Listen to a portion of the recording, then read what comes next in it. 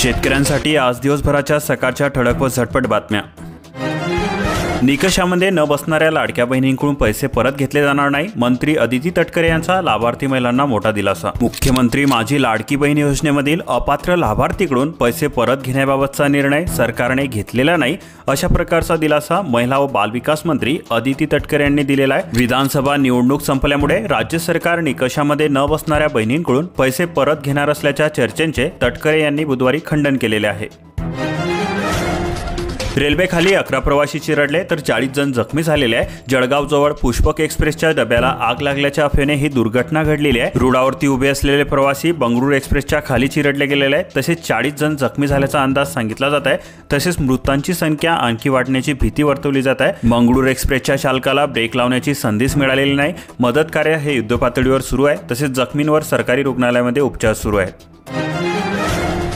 एसटीची 15% भाडेवाढ उद्यापासून आजच्या बैठकीमध्ये भाडेवाढीवर होणार शिक्कामोर्तब। या प्रस्तावावर गुरुवारी मंत्रालयामध्ये होणाऱ्या राज्य परिवहन प्राधिकरणाच्या बैठकीमध्ये शिक्कामोर्तब होणार आहे। भाडेवाढीवर शिक्कामोर्तब होताच गुरुवारी रात्रीपासून म्हणजे शुक्रवारी दिनांक 24 रोजीपासून एसटीची भाडेवाढ लागू करण्यात येणार आहे। भाडेवाढ झाल्यानंतर राज्यामधील जनतेसाठी एसटीचा प्रवास हा 60 ते 80 रुपयांनी महागणार आहे। चिपळूणमध्ये गोवंशाची तस्करी उघड। कुंभारली घाटामध्ये 22 जनावरांना नेणारा ट्रक जप्त, तिघांवर गुन्हा दाखल। वाल्मिक कराडशी संबंध नाही तर मुंडेंना पालकमंत्री का नाही केले, संभाजीराजेचा सवाल मंत्री धनंजय मुंडेचे वटमुक्त्यार वाल्मिक कराडकडे। वाल्मिक कराडला 14 दिवसांची न्यायालयीन कोठडी, मोका असल्याने तूर्त जामीन अशक्य। बीड कारागृहामध्ये रवानगी, सुनावणीपूर्वी कराडची वैद्यकीय तपासणी करण्यात आली। तागाच्या आधारभूत किमतीमध्ये 315 रुपयांची वाढ, अर्थसंकल्पापूर्वी मोदी सरकारची शेतकऱ्यांना मोठी भेट। सूर्यघरमध्ये आघाडी, प्रधानमंत्री सूर्यघर मोफत वीज योजनेमध्ये राज्यात लाखाचा टप्पा ओलांडला। नगर जिल्ह्यामध्ये 2570 घरांचा समावेश आहे। 3 किलोवॅटपर्यंत 78,000चे थेट अनुदान मिळते। पीएम आवास योजनेचा विसर, 2024-25 उद्दिष्ट निरंक। ओबीसी कुटुंब घरकुल योजनेपासून राहणार वंचित। 15.70 लाख कोटींची गुंतवणूक, 15.75 लाख रोजगार निर्मिती होणार। महाराष्ट्राचे आजवरचे सर्वाधिक करार, मुख्यमंत्री फडणवीस यांना मोठे यश। सर्वाधिक कापूस अद्यापही घरामध्येच, भाववाढीची प्रतीक्षा तर सीसीआय होणार आऊट। आम आदमी पार्टी हे मोठे संकट आहे, लोकांमध्ये वाढता असंतोष। प्रत्येक बूथवर 50% मते भाजपाला मिळावी, असे पंतप्रधान नरेंद्र मोदी म्हणाले। देशामध्ये कर दहशतवादामध्ये मध्यमवर्गाची झालेली आहे शिकार। लाडक्या बहिणींना दिलेले पैसे सरकार परत घेणार नाही, अदिती तटकरे यांच्याकडून ग्वाही।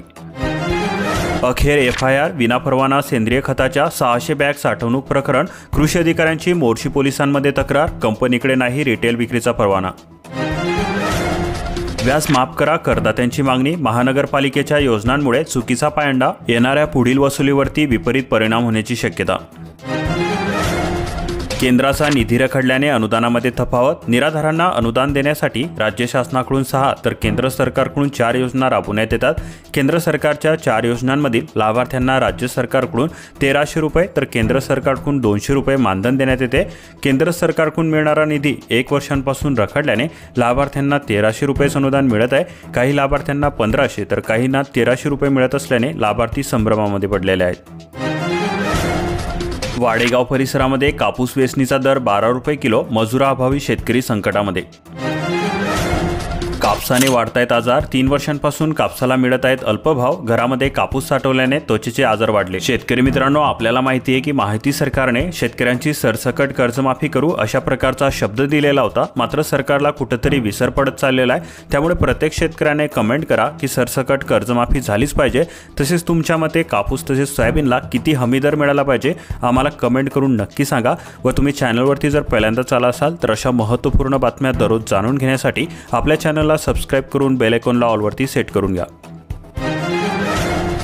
नायट्रेट येथे कुठून, उपाययोजनांवर भर देण्याची गरज, व्यवस्थापनही हवे कारण खतांचा वापर कमी असला तरी समस्या कायम आहेत।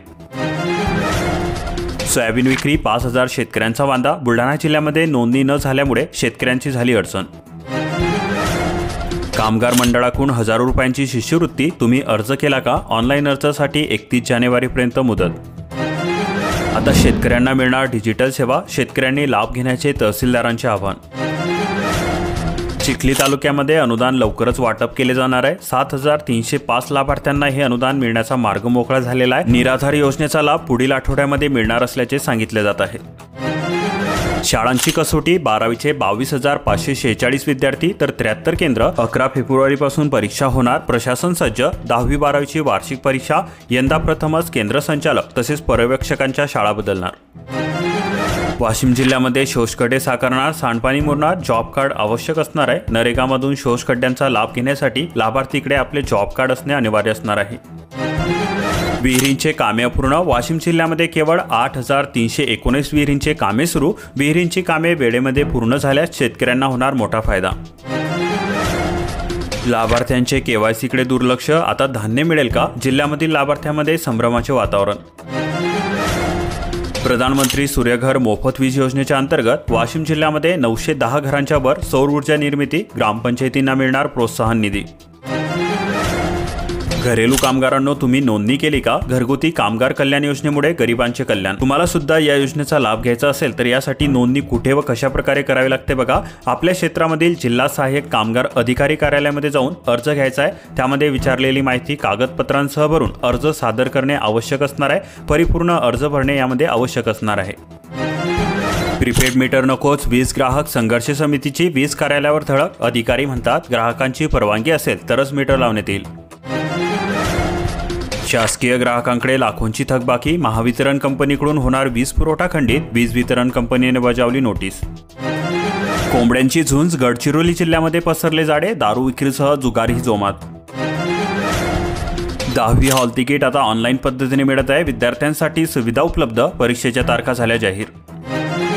आता त्या बहिणींना मिळणार नाही लाभ, 2 योजनांचा लाभ, संजय गांधी निराधारचे लाभार्थी।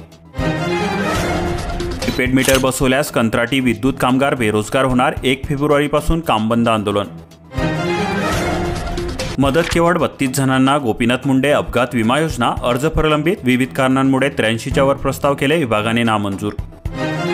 खरेदी जोरात आणि चुकारे संत, रामटेक तालुक्यामधील शासकीय खरेदीचे वास्तव, किमान आधारभूत किंमत धान खरेदी 10.53 कोटींचे चुकारे थकीत। बीपीएल नाकारले, लघुशक्तीने तहसीलदारांना दिले निवेदन, प्रकरणाची चौकशी करून दोषींवर तातडीने कारवाई करा, तहसीलदारांशी केली गावकऱ्यांनी चर्चा। मीटरमध्ये छेडछाड नकोच, वणीमध्ये वीज वितरण कंपनी अलर्ट मोडवर, वर्षभरामध्ये 156 ग्राहकांविरुद्ध केल्या कारवाया, 3 गुन्हे दाखल। निराधार योजनेचा लाभ 1500 रुपये विसरा, लाभार्थ्यांच्या याद्यांचे पडताळणीचे काम वरिष्ठ स्तरावरून झाले सुरू। वन्य प्राण्यांचा उच्छाद, केळीची बाग उद्ध्वस्त, हयातनगर भागामधील शेतकरी त्रस्त। गोबी वाहतुकीला सुद्धा महाग, 5ला 1 किलो, भाजीपाला उत्पादक शेतकरी सापडला संकटामध्ये, 50 रुपयांवरून 5 रुपयांचा भाव। प्रकारचा आधार नकोस, 31 जानेवारीपर्यंत लाभार्थ्यांना मुदत, निराधार योजनेच्या 51,000 लाभार्थ्यांनी फिरवली पाठ। आधार योजनेला मिळेना विद्यार्थ्यांचा आधार, यंदा 4 वेळा मुदतवाढ देऊन सुद्धा स्वाधार योजनेकडे विद्यार्थ्यांनी फिरवली पाठ, हार्ड कॉपी जमा करावी। कांदा बीज देते उभारी, फळबागेनंतर शेतकऱ्यांचा कांदा बीज निर्मितीकडे कल। लग्न सराईमुळे सोयाबीनची बाजारामध्ये विक्री वाढली, तसेच तुरीला चांगला दर व उत्पन्न कमी आहे, 7,300 ते 7,400 रुपये प्रति क्विंटल सर्वसाधारण दर आहे। तुरीची आवक बाजारामध्ये लग्न सराईमुळेच आहे। साठी 2,460 अर्ज, 27 जानेवारीपर्यंत पालकांना करता येणार अर्ज, 207 शाळांमध्ये 2173 जागांवर होणार प्रवेश। अंदूरच्या परिसरामध्ये केळी लागवडीकडे शेतकऱ्यांचा कल, कृषी विभागामार्फत शेतकऱ्यांना मार्गदर्शनाची गरज।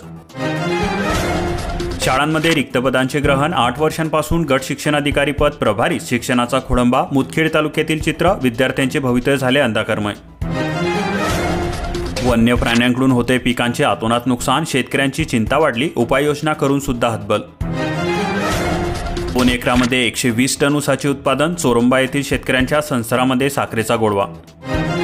सीएससींना कृषी विभागाकडून 121 सेंटरवर कारवाईचा प्रस्ताव, महसूल 25 जणांवर कारवाई।